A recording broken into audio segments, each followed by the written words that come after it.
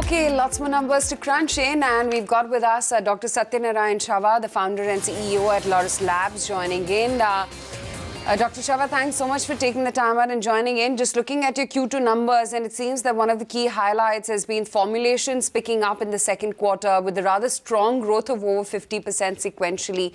Do you think this kind of strong performance can continue going forward too? Good morning. The shift in our revenues is clearly evident in Q2 numbers.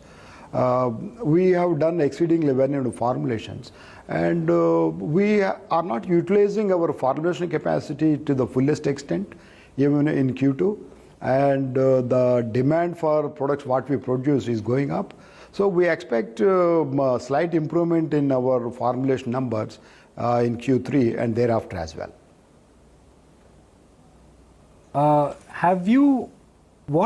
What is your sense? First, I'm going to ask a very basic question on where the generic pricing is moving, both locally and globally. That's where the question mark is. I've got one thought, from some experts, which is that the generic pricing has bottomed out, China is out of the business, and it's only going to move higher. The other thought is, and this is more like a naysayer thought, which is that Amazon has entered the market, and when Amazon enters the market, they will ensure that the pricing in the US pharma market and the generic prices remains capped. Where do you think the generic trend is? Where do you think generic pricing trend is moving?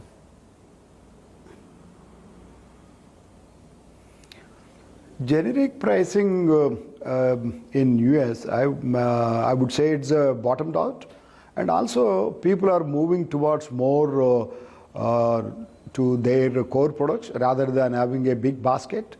The basket approach is fading away, and the three big distributors are willing to buy from companies, even though they have few products approval.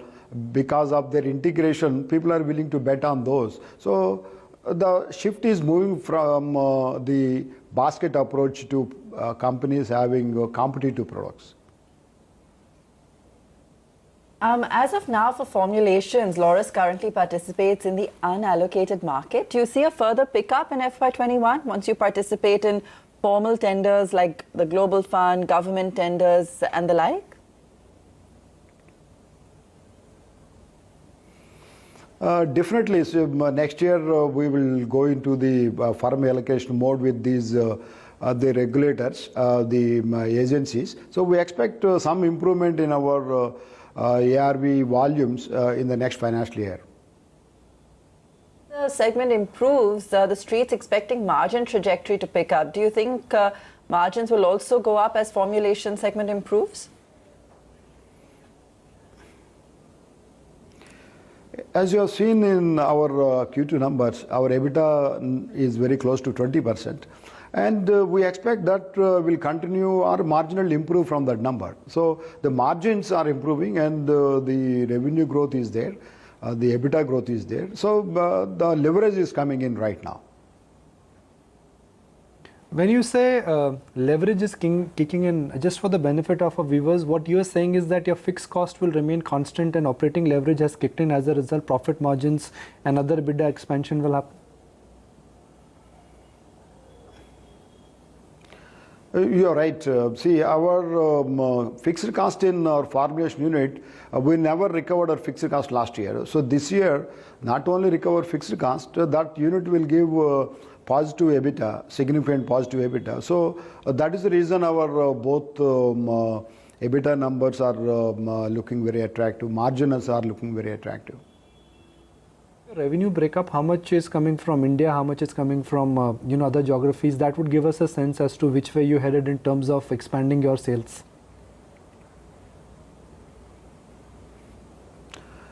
See, our sales predominantly comprise of market outside India. So we do sell about 60% of products on our own, and about 25% of revenues come from products we supply to other Indian companies and where they do formulate and export. So about 85% of revenue comes from market outside India. Count for about 30-40% of your portfolio. I'm just simply trying to understand. You've told us the revenue part, you've told us the operating leverage, but are there any large products, stroke drugs in case of a pharma company, which account for more than 10% of your total revenue, and that's where the uptick would come in? Could you give me a sense, even though it may sound technical, but I'm curious to know.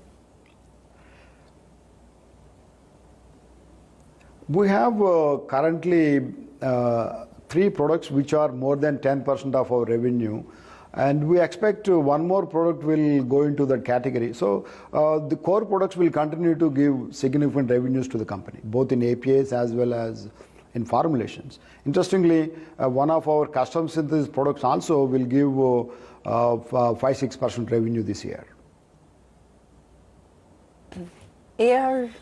ARV APIs continue to decline. What were the challenges there, and do you see that stabilizing?